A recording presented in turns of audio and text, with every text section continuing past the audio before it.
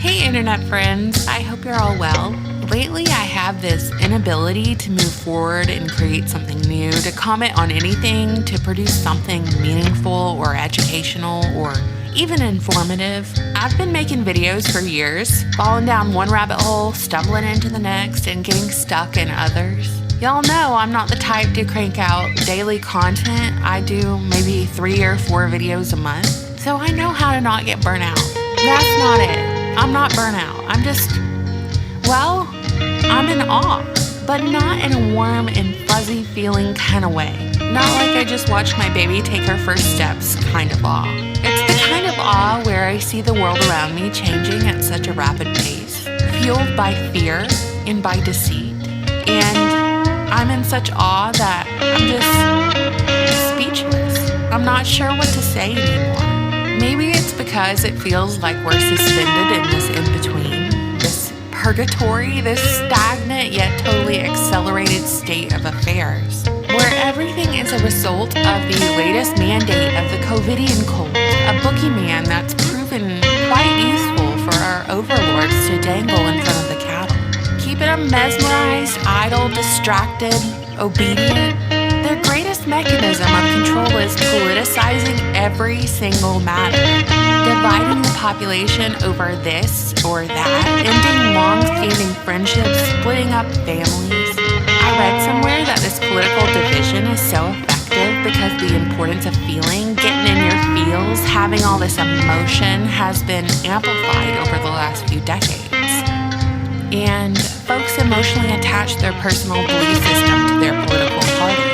So when someone goes to attack their political party, a person's brain registers it as an attack on themselves, on their personal belief system. Even though your political party is largely, in my opinion, let me just go ahead and offend everyone who still believes in the political system, regardless of whether you're left or right, I believe politics are just an illusion of choice.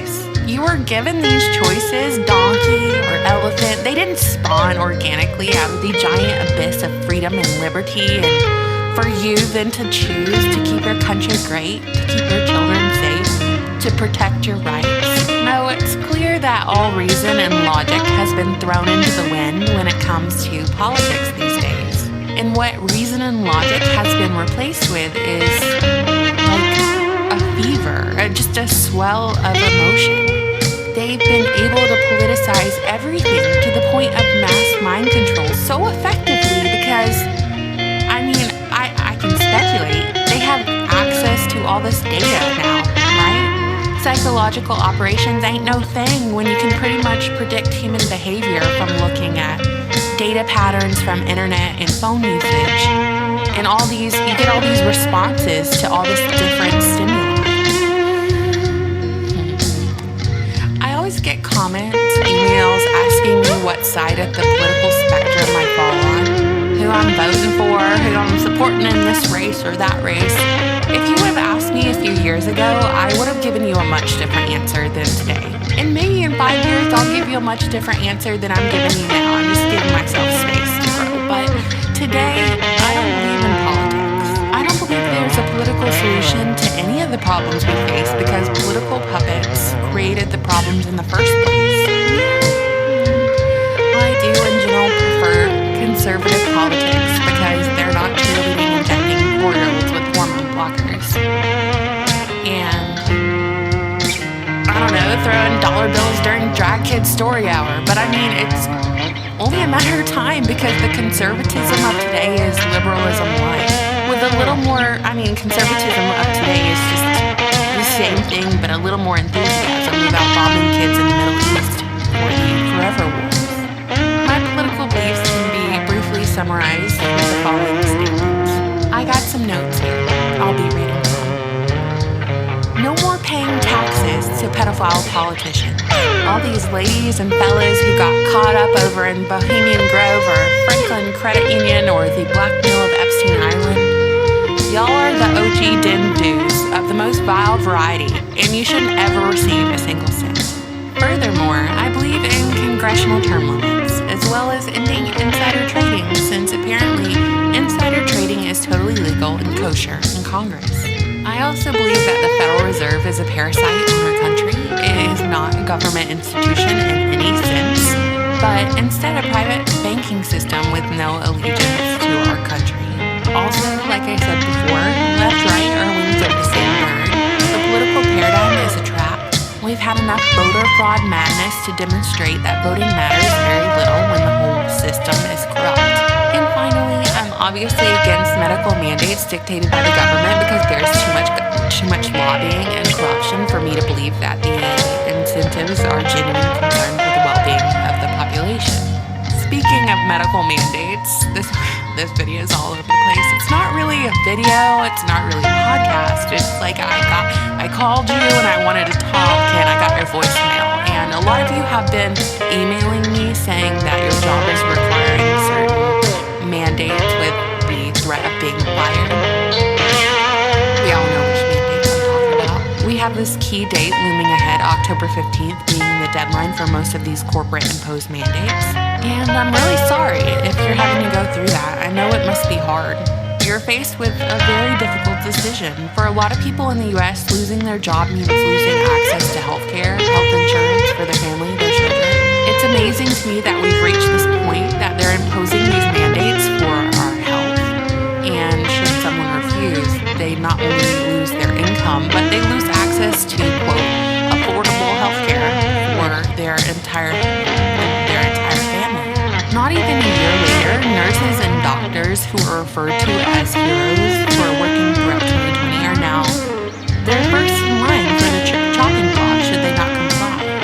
All the time I see influencers offering both judgment and advice on what you should do should you find yourself in such a precarious position. Some say, let them fire you. Stand up for what you believe in. It's the only way to fight back. Be unemployed.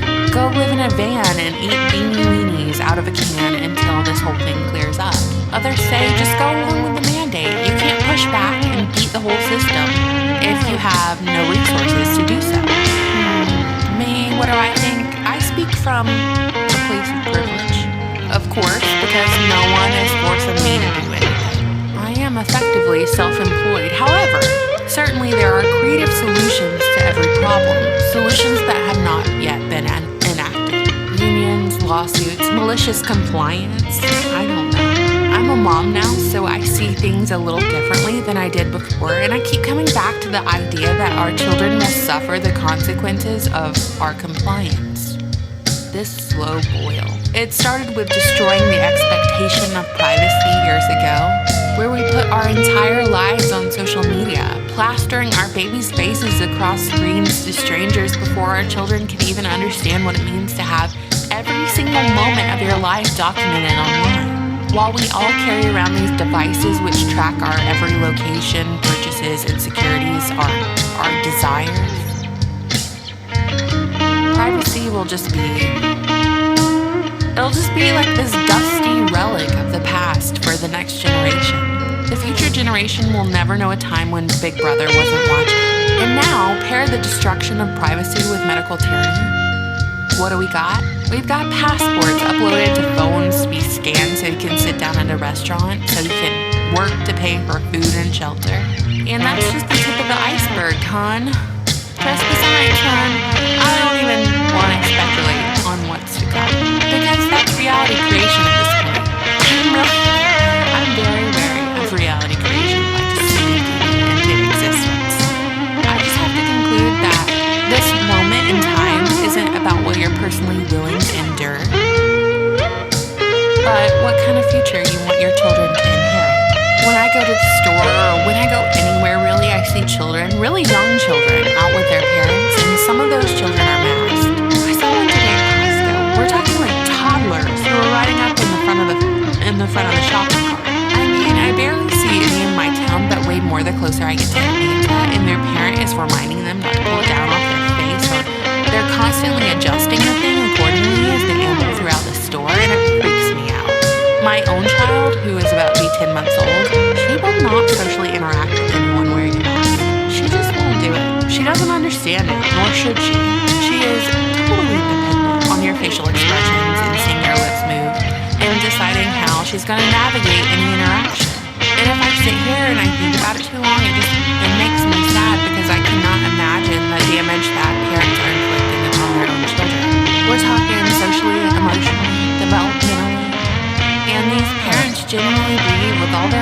that they are doing the right thing by following the advice of politicians. They couldn't be more corrupt. They couldn't be more morally and spiritually bankrupt. They don't even follow their own medical advice. And this advice, this information, it's forever changing. The goalpost is moving down an endless field to oblivion. It was never about your health. What will it take for people to see this? And when confronted with this information, this reality, I noticed that people, they just double down on their stance. But it doesn't make the truth disappear. It just, I don't know.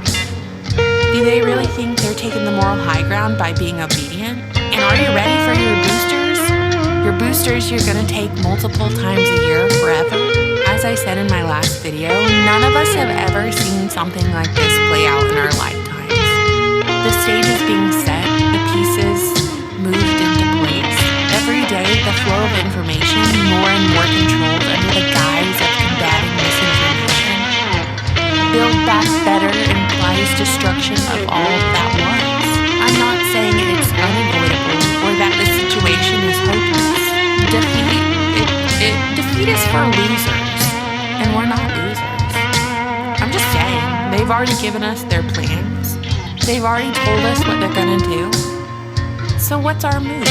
What's your move? I know this whole ramble wasn't succinct or to the point or anything like that, but I hope you don't mind that this wasn't a research piece. It was just a collection of observations.